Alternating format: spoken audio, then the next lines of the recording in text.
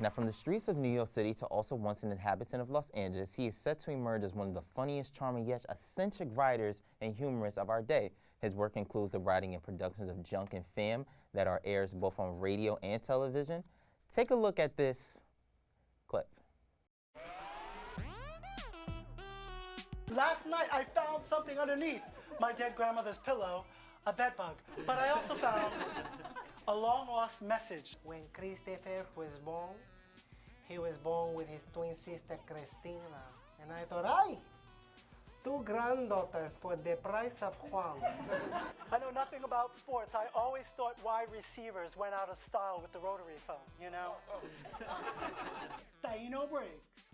Coughed up tar from all the packs I puffed. Don't get me wrong, growing up wasn't always so rough. What page am I on? What page Yeah, am I yeah. on? Now going back to the game, are we ready? Yes. We're awake? Yes. Okay, you guys are dumb. I'm actually more nervous than a 15-year-old boy stuck in an elevator with Kevin Spacey. Ladies and gentlemen, please welcome our guest, Christopher Albert. Yeah! Oh, man. What up, bro? How you been? Appreciate it, man. Yeah. Take a seat. Take a seat, man. Yes. Help yourself with some water or anything Water. in particular. How's your day going, man? Great, thank you. I'm blessed. How about yourself? Good. I heard some screaming fans backstage over there. They The definitely ladies weren't love for you. me. They weren't you They for weren't me, for man? That wasn't my. I got like 2 fans. That wasn't them. Oh, man. Well, you know what? That's all good, man. But Who, you know what? now wait, who were the 2 fans here? One of them is dead, and the other one is my mom. Oh, I'm so sorry for your loss. But hey, you know what? We're just gonna I continue. got a little jealous. I cut thought it me was off. us here. Oh well, I wouldn't mind having you, but then I probably have to kill Yes. you afterwards. And, Wait. and don't mind him. He goes crazy all the time. He had too much I sugar this appreciate that. morning. No, Good. he has too much sugar in his system.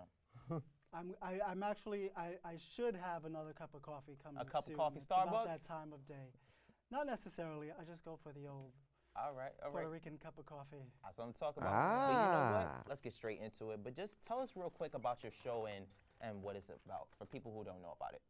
Well, the show that I am producing now, right here on MNN, like you gentlemen, is called Junk and Jam Live.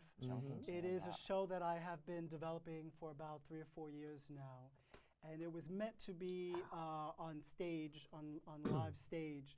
But I'm glad I'm able to do it here in the facility. Junk and Jam Live is a comedic programming. It's based off of the late night format. So pretty much I do monologues, sketches. I have like over 12 years of jokes in my arsenal. So I'm glad I can use those. And games, I have game segments. And the most important part is being able to share the platform with other artists as well. So I also do interviews and highlight other All around. artists as well. Yeah. Wow. So what got you inspired into like doing the show? Because I noticed I was doing a little research when you sent it to us that you did your Junk and Jam through not only television but also through radio as well, right? Yes, I finally went back to school to obtain a higher education in Los Angeles, and I went for broadcasting. And so when I did that, I started my own radio show out there. So soon, about next month, at the end of next month, I'll have a radio station out here in Brooklyn, in fact. Oh, yo, man, you doing it big right now, Yeah. man. That's really dope. That's really dope. Now, I'm pretty sure growing up, you always said to yourself, wow, I wish I was there through that television. You know, you watch the TV and you always said, like, wow, I wish I was there. So is there like a specific show that you really try to correlate your show to Junk and Jam Live? I'm not sure.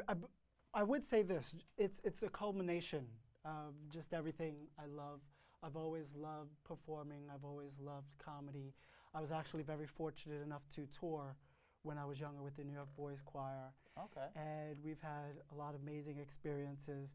But then as I got older, I went, as we do, for more pragmatic, you know, things, jobs, to make some money.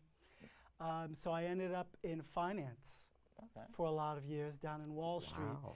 And one day I'm just like, oh, you know, what the hell am I doing? So after 2008, I back into performing. I know it's something you're going to be starting, so I started stand-up comedy, and just started performing again, doing things I love to do, and just decided that I would just do things for myself, and taking all those skills I've acquired at these places where you work, and just using those skills for myself, pretty much.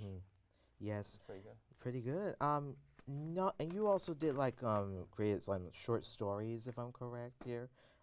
Like a Crack Baby's Bottle. Is that true? So yeah, well, I used to be known as when I first started the Crack Baby of comedy, and but you know, if you put that into acronyms, it actually spelled cock, so I had to drop it. Oh. But Oh boy. no, Oh boy. a lot of my story is I was born on drugs. My mother had a drug problem for I'm over sorry. 25 years. No, nothing to be sorry about. No, She's actually going to be 25 years sober now. You made me hot already. Oh man. We're not showing you that. Oh, That's for after the show. All right. Okay. Cool. All right. Cool, man. So a lot of my act was based on my upbringing, and yes, so it could seem that way. So I've learned in doing stand-up that people's first reaction is they want to feel sorry for you, and it pretty much took me a few years to learn how to craft that and actually make that funny. So when it comes to some of my stories that I'm actually writing and I'm working on, Crack Baby's Bible is pretty much my memoir, but it's based off of my act. It's like the short stories from the Forgotten Generation X, right? Or is it the Generation 10 here? It's Generation X, so I'm just before the millennials, Yes. 1980. Right. Yeah. So would you say that your show is more of kind of like a spoken word, laid back environment, chill? No, it's Okay. definitely high energy. It's definitely interactive. All right. One of my first guests, I did have a spoken word artist Oh, okay. on my show. But no, it's just a place where I just want people to come, have fun, enjoy themselves. But at the same time, I work really hard on it. So it's really a place for me to say, this is what I've worked on, and I would like for you to enjoy it. Yes, and Right. in fact, you had one of our directors of this show here, Nicole Rodriguez, That's right, yes. on Rodriguez. on your show Big here. shout out to Nicole. Yes. What did you learn from Nicole when she was on your show here, or is there anything in particular, like that you learned from her, or that she learned from you here? Well, I can't speak for her. One of the things I would say that I've learned from our, well, obviously, she definitely has a lot of insight into production and things like that. But I would say, just having fun with her and just and interviewing her, I've learned to just relax a little bit. I guess a little bit more. I've always have like 1,000,001 questions. You don't always have to get to everything. Right. You know, but as long as the person that you're interviewing or are engaging themselves, you really don't have anything to worry about. Yeah, just relax a little bit. Yes, and you and I were talking backstage here, because I noticed when I was reading your bio, you were on the Rosie O'Donnell show back in like the late '90s. Yes, I think that Yes. was probably 1997. Really? What got you onto Apollo being Theater. on the Rosie O'Donnell show? Or explain it. Well, that was well, one of the people we used to work with, as in the boys' choir. We did a few gigs with Coolio, and at that time they were promoting. He had a song called "I'll See You When You Get There," and that was for a movie with Martin Lawrence. I can't remember the name of the movie right now. And so it's just for promotion, you know. So we did a few gigs with him on the Billboard Awards and things like that. And also Gangsta's Paradise, we also performed with him as well. So I was just there to do my part in an ensemble. Yes. Well, you know what? You do a you mentioned you do a trivia game on the show. I want to have my knowledge tested. So why don't you do a little trivia game for us if you have any questions in particular? Well, I don't know. Well, I guess a lot of what I do, one of the games I played is, it's called a Hollywood Remix. Hollywood Remix. Remix. So I would just take things and remix them, and and I would challenge, I guess, my interviewees and maybe an audience as well with that. So, I guess you want to try one? Yeah, let's try Let's try one. one. Yeah. Okay, so if I had to remix two things, so one of the games I did is I remixed a celebrity with food.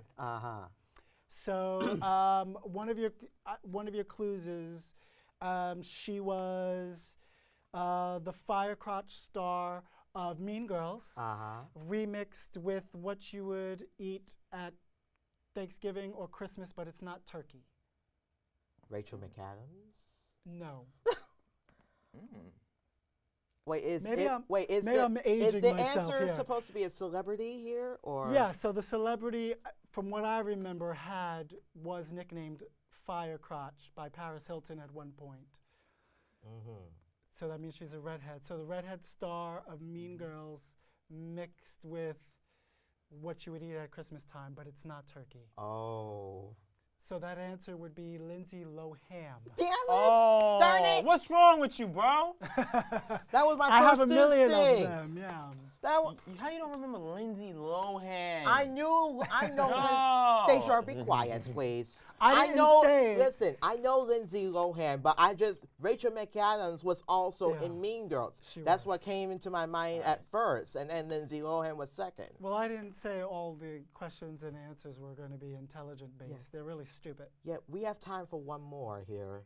Oh, if that's- you want to play one more? yeah, let's do one more. Yeah. Okay, wait. Let's One see. more let's that's- see. Give us an Celebrity. easy but yet hard one at the same time. Okay, so this is a Oh, boy. French chicken dish Okay. mixed with Jay-Z and Beyonce's first child. Wait. French chicken dish mixed with Jay-Z and Beyonce. OMG. It's a chicken dish, French, mixed with Jay-Z Blue and Beyonce's first Ivy. child. Does it start with a letter B?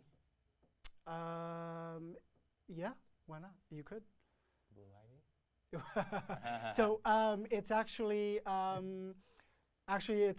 it's chicken cordon bleu ivy. Oh. Oh. That was really a tough one here.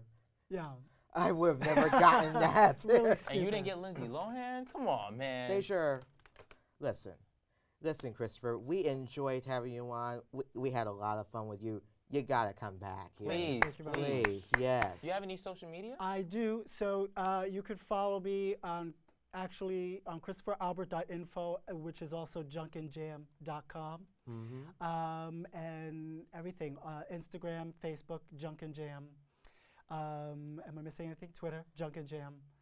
Everything Junk and Jam. And right now I have a show once a month on MNN.